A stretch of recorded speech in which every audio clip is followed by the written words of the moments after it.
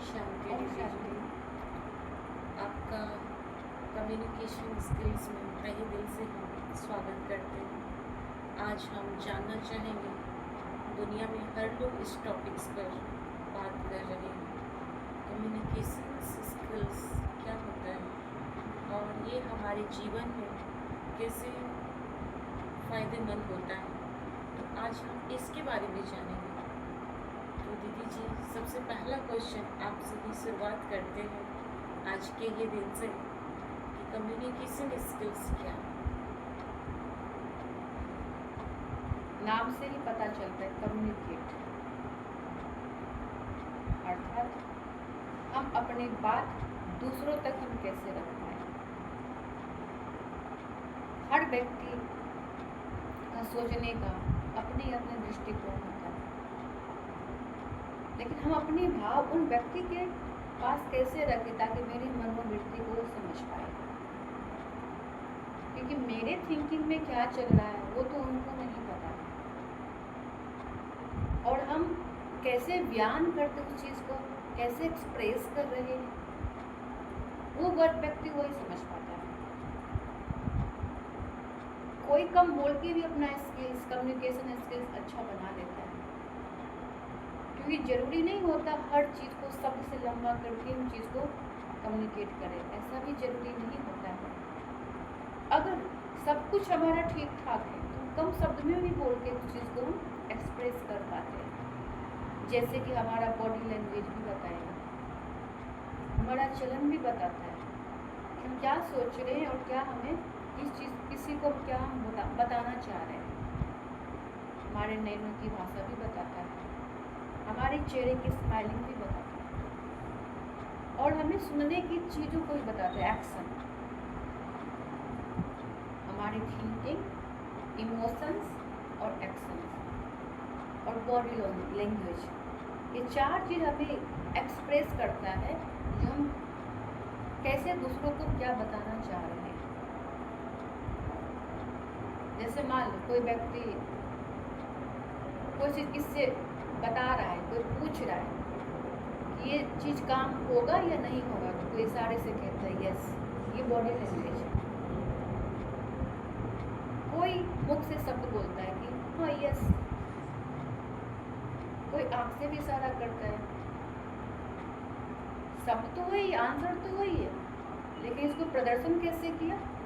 अपने चेहरे से, एक्शन से, शब्दों से अपने मन की भावना को एक्सप्रेस करता है। तो इसी तरह हम कम्युनिकेशन स्किल को हर लोगों के तरह, जरूरी नहीं हमारी सब भाषा इस तरीके से यूज करें और सबको समझ भी जाए, तो हमें हर तरीके से हर जो भी व्यक्ति है उन व्यक्ति के लेवल में आकर के उस चीज़ों को एक्सप्रेस करना होता है, ताकि हमारे मन की भाषा वो समझ पाए। दीदी जी, बहुत सुंदर आपने स्पष्ट किया कि कम्युनिकेशन स्किल्स क्या होता है। अगला नेक्स्ट क्वेश्चन हम जानना चाहेंगे, कम्युनिकेशंस हमारे जीवन में कैसे कैसे काम करता है, किस किस जगह पर इसको हम यूटिलाइज कर सकते हैं, उसके बारे में आप थोड़ा सा डिटेल से बताएं। क्योंकि संसार हमारा एक परिवार है, हम सोचते हैं कि घर में जितने भी 4 सदस्य हैं ये हमारा परिवार है, और उस परिवार में होता क्या है, जो एक दूसरे को अंडरस्टैंड कर लेता है व्यक्ति। आपका सोचने का तरीका, मेरे सोचने का तरीका, वो व्यक्ति कैसे रहन सहन उसको अच्छा लगता है, उसको कैसे बोल, कैसे कल्चर, ये परिवार में 5 लोगों के बीच में पता चल जाता है। तो उस तरीके से हम उनके साथ बिहेव तो करना ईजी हो जाता है, लेकिन कईयों को ये भी मुश्किल होता है, 2 जने भी इकट्ठा रहना उनके लिए मुश्किल होता है, क्योंकि कम्युनिकेशन गैप होती है। क्यों? क्योंकि उनका माइंड का प्रेशर कुछ अलग होता है, इनके माइंड की थिंकिंग कुछ अलग होता है, और वो सोचते हैं कि एक लाइन में कुछ स्पष्ट कर दिया, सामने वाला समझ जाए, लेकिन जरूरी नहीं होता है, वो व्यक्ति समझ ही जाता है। जब नहीं समझता है तो वही फिर संबंध में टकराव हो जाता है। इस इसमें दोनों को चाहिए, दोनों एक दूसरे को अंडरस्टैंड करना चाहिए। परिवार में भी दोनों का अंडरस्टैंड करना चाहिए। ऐसे नहीं जैसे हम घर के मेन सदस्य हैं, हम जो बोलेंगे ऑर्डर में जो हम चलाएंगे वो हम ऑर्डर तो एक बार दे दिया, बाकी सामने वाला कितना फॉलो कर रहा है हमें नहीं पता। अब सामने वाला फॉलो नहीं कर रहा है तो आपकी बात को तो कोई समझ नहीं पाया, आपकी बात को कोई रिस्पेक्ट नहीं दे पाया, फिर वहाँ क्या होता है, आपस में फ्लक्चुएट होता है, आपस में संबंध फिर खराब होता है। अच्छा, बहुत बहुत सुंदर दीदी जी। हम जानना चाहेंगे कम्युनिकेशन स्किल्स जो है हमारे जीवन में कैसे इसको अपना बनाए। राज्यों के अभ्यास के दौरान जैसे नैनो की भाषा और जो हम कहते हैं अंदर जो हमारी बोल जो दूसरे हमारे वाले इमोशंस जो दूसरे समझ जाए और हम उनके इमोशंस को समझें, ये राजयोग के दौरान ये हमारे जीवन में कैसे काम करता है। इसमें राजयोग का बहुत बड़ा ही रोल है, क्योंकि आज कम्युनिकेशन गैप का ये भी रीजन है।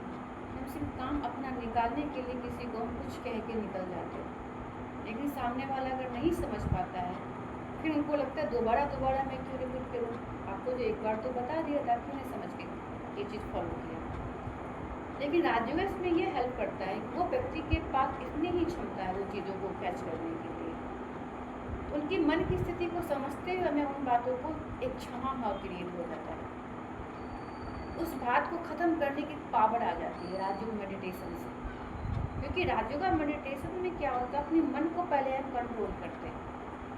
जब हमारा मन कंट्रोल हो जाता है, बस में हो जाता है, तो हर किसी के बिहेव, हर किसी के आचरण हमें समझने में इजली हमें महसूस होता है। जब हमारा मन कंट्रोल में नहीं होता है, हम ओवरलोडेड प्रेशराइज रहते हैं कोई और वर्क से या ऑफिस के वर्क से या अपने ही जो भी वर्क है, जब प्रेशराइज रहते हैं तो दूसरे की हम मन की भाषा, मन के भाव को हम समझ नहीं पाते हैं, तो फिर कम्युनिकेट बड़ा मुश्किल लगता है। इसलिए हमें राजयोग मेडिटेशन मुझे पहले अपने पे काम करना सिखाता है, अपने मन की भाषा को खुद हम कैसे कम्युनिकेट करें। मन में चलता है तूफान, मन में इतना बातें चलती हैं और उस बातों को हम अपने आप को कंट्रोल तो नहीं कर पा रहे, और हम सोचते दूसरे को हम कह देंगे एक लाइन तो वो व्यक्ति समझ जाएगा और मेरा काम हो जाएगा।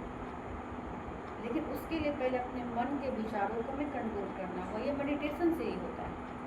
जब मन हमारा शांत हो जाता है तो हर किसी के व्यक्ति को समझने की पावर, अंडरस्टैंडिंग पावर बढ़ जाती है, और वो भी व्यक्ति हमें समझना शुरू कर देता है, ये इस लेवल के हैं, इनको इस तरीके से बात करना है, प्यार से ही बात करना है, नम्रता से ही बात करना है, तो आपस में कम्युनिकेट हो जाता है, फिर बॉन्डिंग हमारा परिवार एक अच्छा बन जाता है।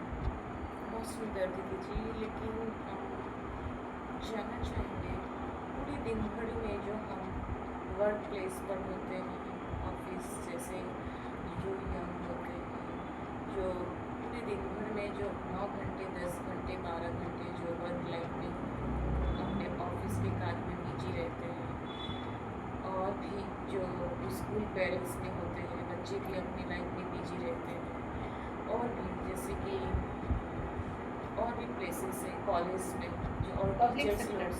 जो बिजी रहते हैं, हाँ पब्लिक सेक्टर्स, तो उसमें हम उनको एक छोटा छोटा टिप्स कैसे दे सकते हैं जो उन वर्कर्स को करते हुए हम कम्युनिकेशन स्किल्स राजयोग के दौरान हम अपने जीवन में फ़ायदा कैसे उठाएं।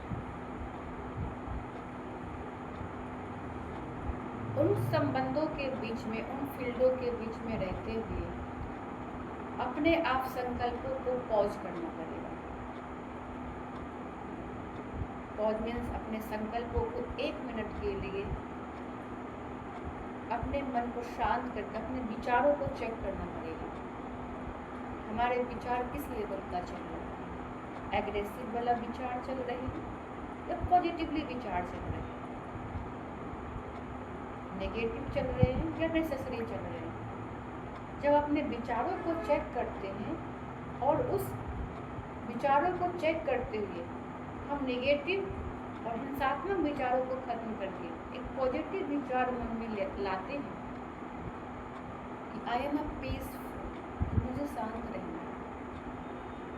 जब ये विचार मन में लाते हैं मुझे शांत रहना है, इससे क्या होता है, किसी के साथ कम्युनिकेट करने में मुझे हेल्प मिलती है। अर्थात हम पेशेंसली उस बात को उस व्यक्ति के पास हम रख सकते हैं। अगर व्यक्ति नहीं भी समझ रहा है मेरी बात को, हम पेशेंसली उस बात को आराम से इजीली भी हम रख सकते हैं। इसलिए हर एक को अपने कर्म फील्ड में, अपने जॉब के फील्ड में, हर सेक्टर में अपने संकल्पों को पॉज करना है, चेक करना है कि मेरे संकल्प सकारात्मक है या नकारात्मक है। तभी हमारी भाषा, हमारे शब्द, हमारे अंडरस्टैंडिंग एक दूसरे को समझ पाते हैं। ओके दीदी जी, आपका बहुत बहुत इस सत्र में आने के लिए बहुत बहुत तहे दिल से हम धन्यवाद करते हैं। कल हम पुनः मिलते हैं, तब तक के लिए